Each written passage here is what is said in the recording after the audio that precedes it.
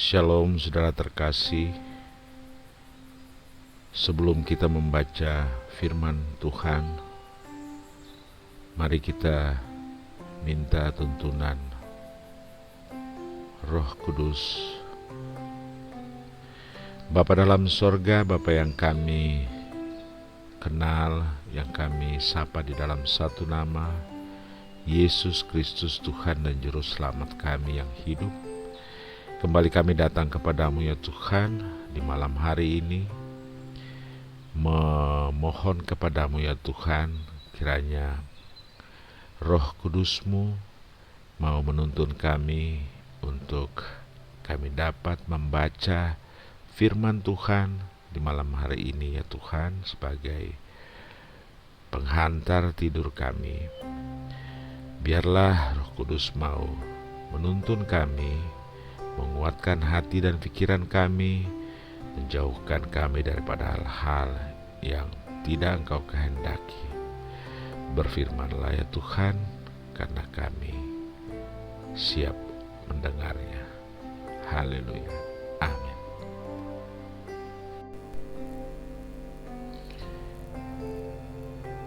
Efesus pasal 5 ayatnya yang kedua berbunyi demikian: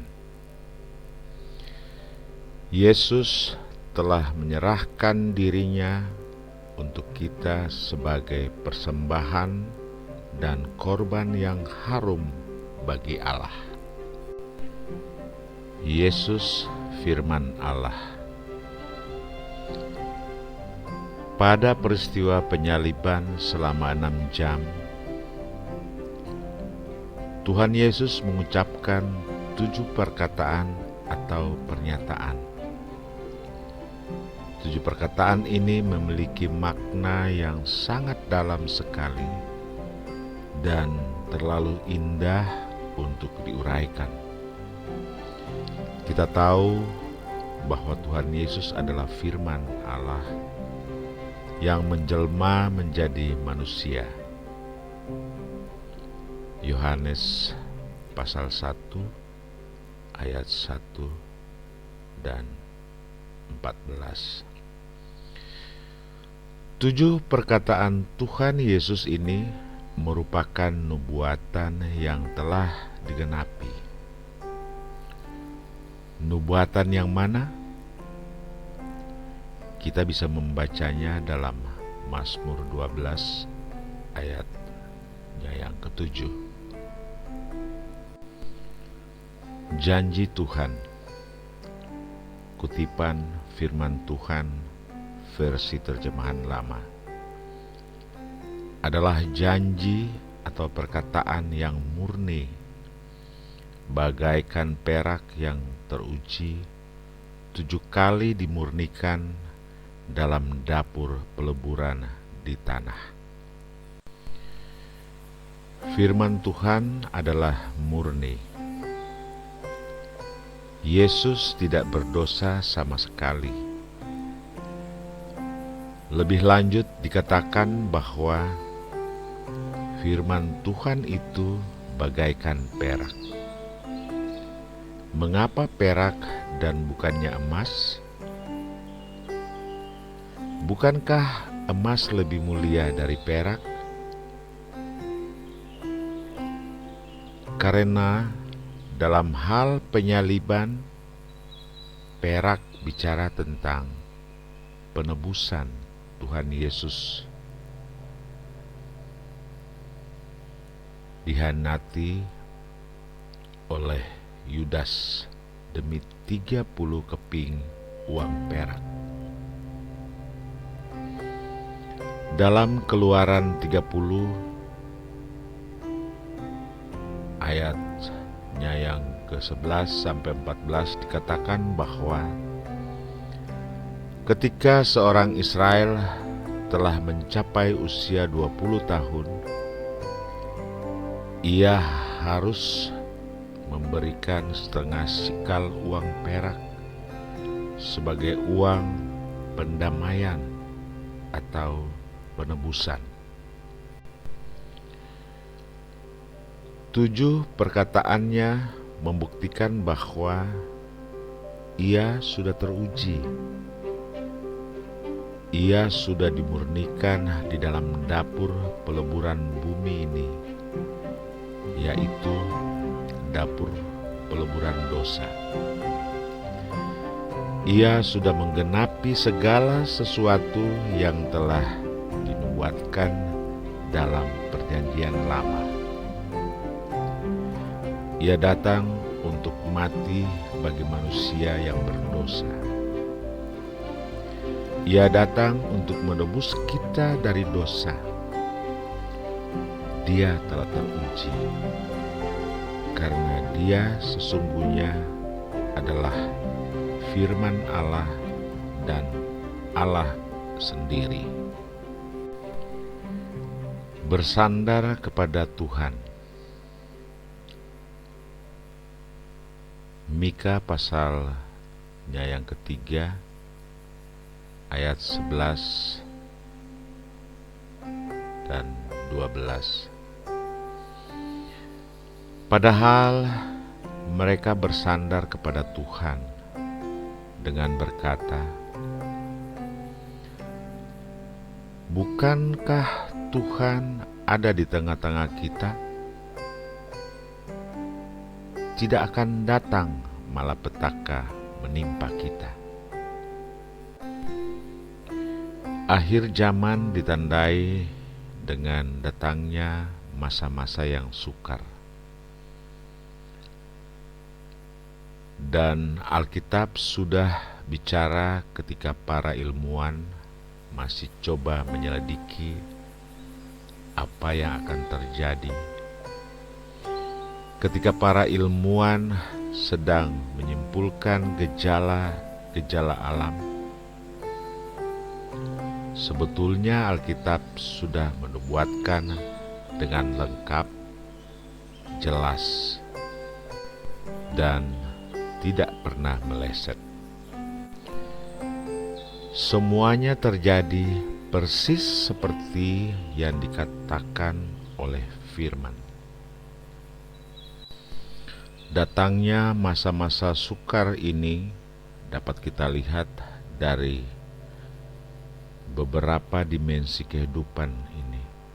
Misalnya, penyakit bertambah ganas. Penyakit-penyakit yang belum kita pernah dengar sebelumnya, tetapi hari-hari ini ditimbulkan. Bencana-bencana alam semakin mengkhawatirkan. Seluruh dunia mengalami berbagai macam bencana alam yang mengerikan. Lalu, peperangan ada di mana-mana karena kebencian mulai meningkat dalam hati manusia. Sehingga perang antar suku, antar daerah, antar golongan, antar negara tidak selesai-selesai. Kejahatan dalam keluarga semakin meningkat. Orang miskin semakin bertambah. Kebutuhan hidup makin meningkat. Di saat-saat inilah iblis mencari keuntungan supaya kita terpisah dari kasih Allah, supaya kita tertarik pada hal-hal duniawi, supaya kita tertarik dengan penyembahan-penyembahan berhala dan mencari jalan keluar dengan roh-roh setan. Tapi yang perlu diingatkan, hanya Tuhan tempat kita bersandar. Selama kita bersandar pada Tuhan, gunung batu, kekuatan kita aman di dalam segala perkara. Siapakah orang yang bersandar kepada Tuhan? Ialah orang yang satu, mampu berkata tidak kepada bujukan-bujukan dunia. Dalam segala perkara kita berkata, Tuhan, tolong saya, kuatkan saya, dan mampukan saya. Sehingga apa yang terjadi? Kita akan diberi kemampuan dan kekuatan untuk berani berkata tidak kepada bujukan-bujukan dunia. Kesimpulannya, kita jatuh bukan karena tidak cinta Tuhan, tapi karena tidak mampu menolak bujukan dunia. Lalu, siapakah orang yang bersandar kepada Tuhan? Ialah orang yang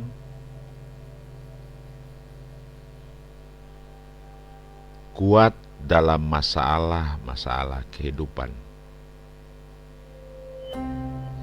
Yang namanya masalah tidak perlu dicari,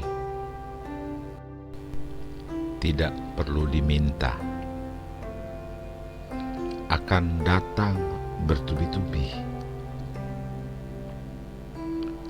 Mungkin kita sudah tolak, sudah usir dalam nama Yesus supaya masalah berlalu, tapi malah datang. Sampai-sampai kita mengeluh, aduh, masalah saya kok banyak ya. Persoalannya hari ini bukan bagaimana kita punya suara yang makin keras untuk menengking masalah-masalah kita, tapi yang kita mau ialah tetap bersandar kepada Tuhan supaya kita mendapat kekuatan dalam masalah-masalah hidup. Alkitab sudah bilang,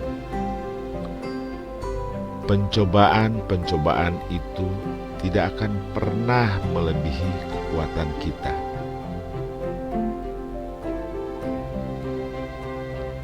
Yang ketiga, dapat mengasihi orang yang menyakitinya.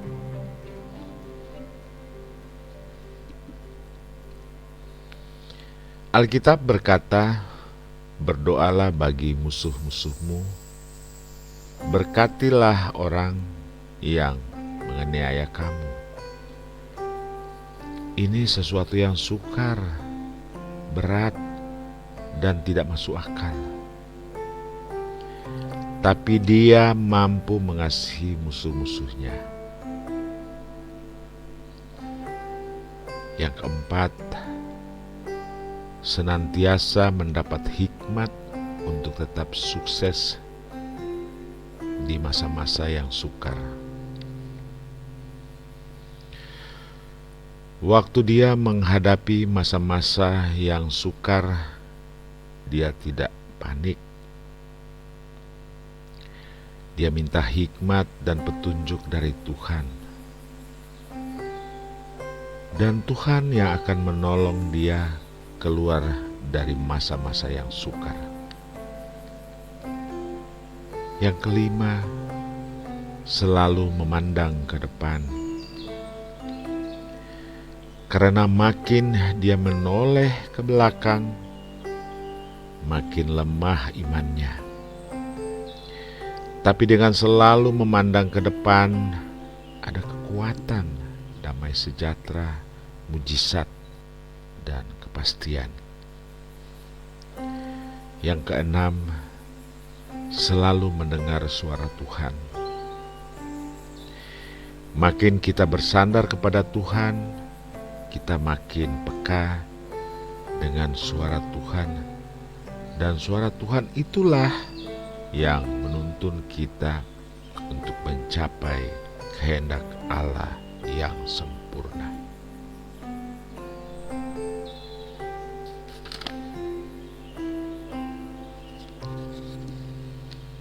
Bersandarlah kepada Tuhan akan mendatangkan perkara-perkara baik dalam kehidupan kita.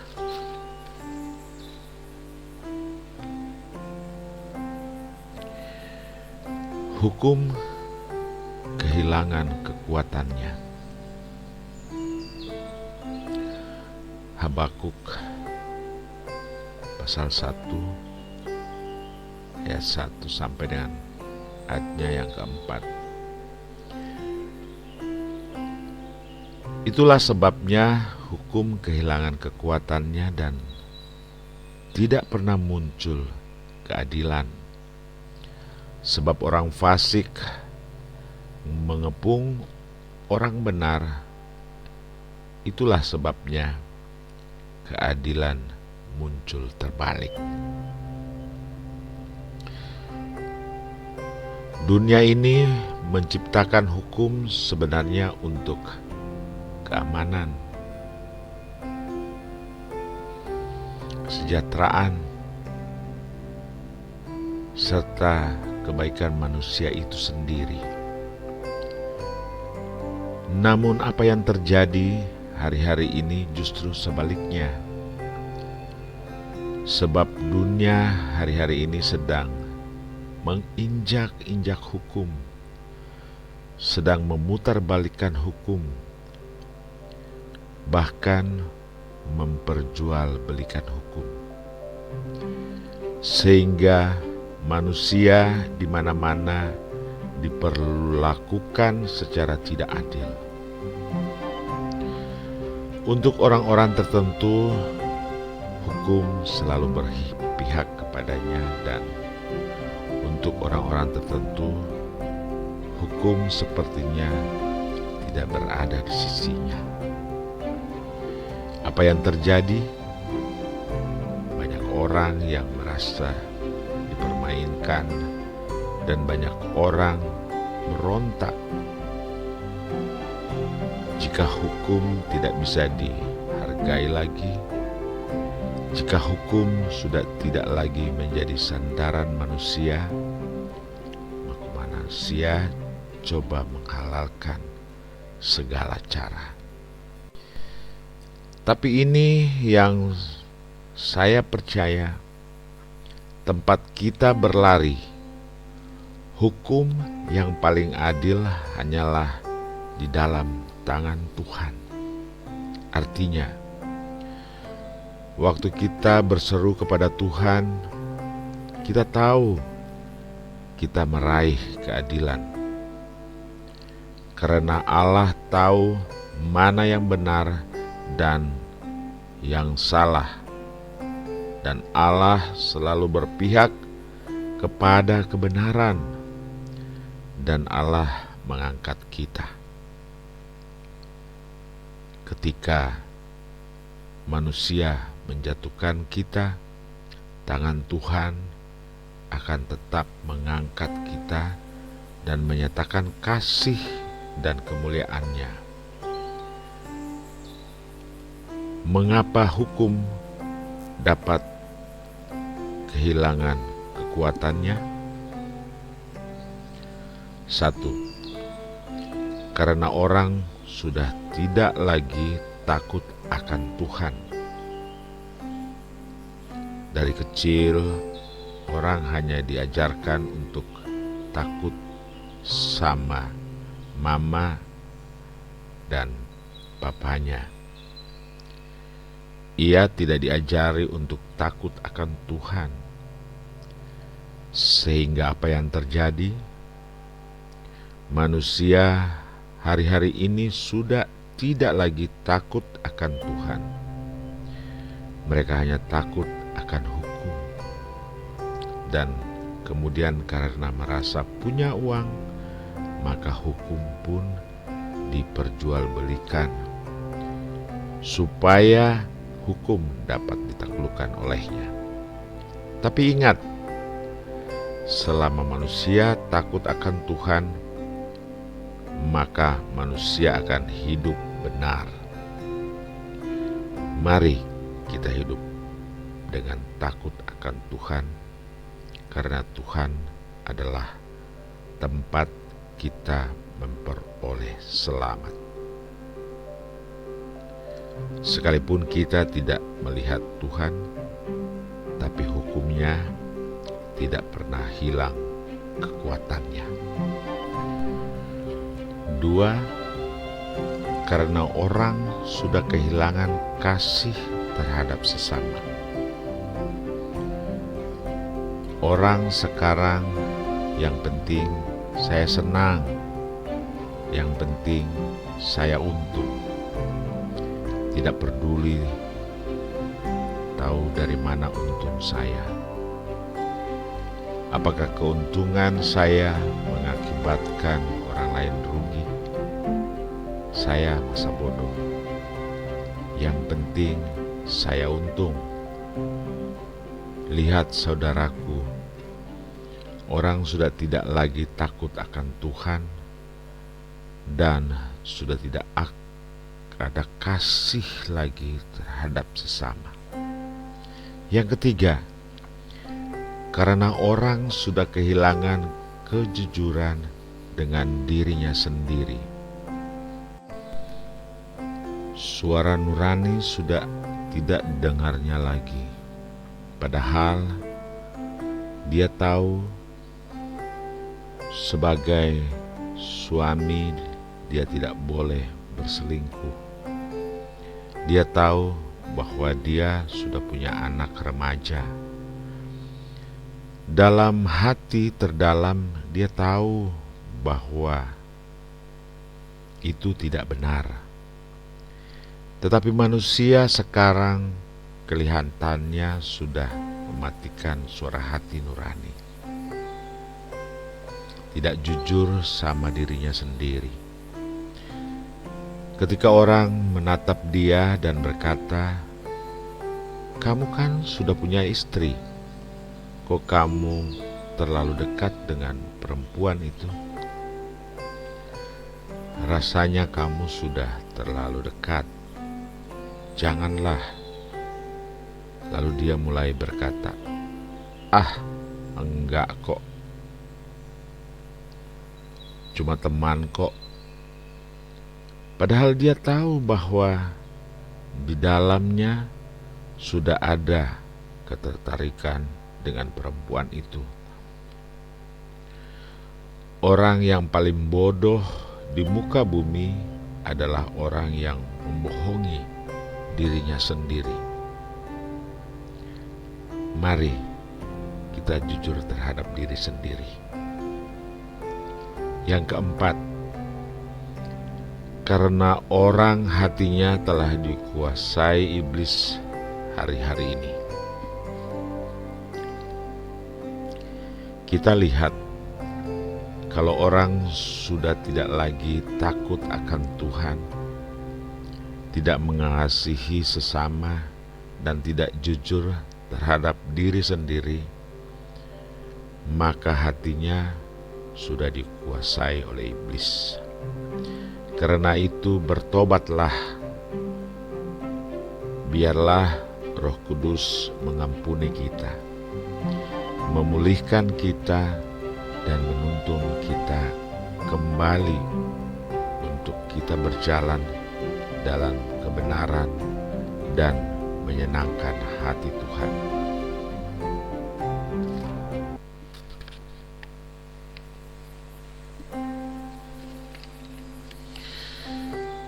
Ketika hukum kehilangan kekuatannya, larilah kepada Tuhan untuk pembelaannya.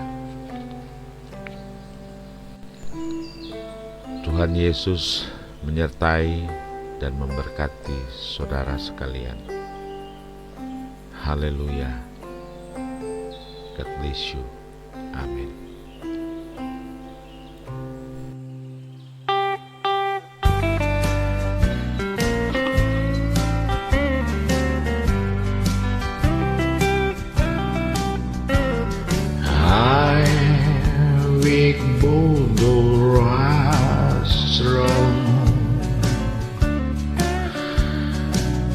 Jesus, keep me from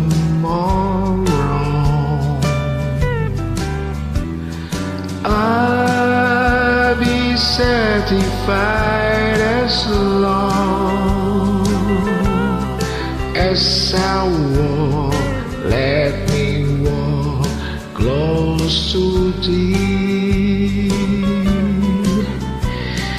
Just a closer walk with Thee. Great Jesus is my plea. Daily walking close to Thee. Let it be, dear Lord, let it be.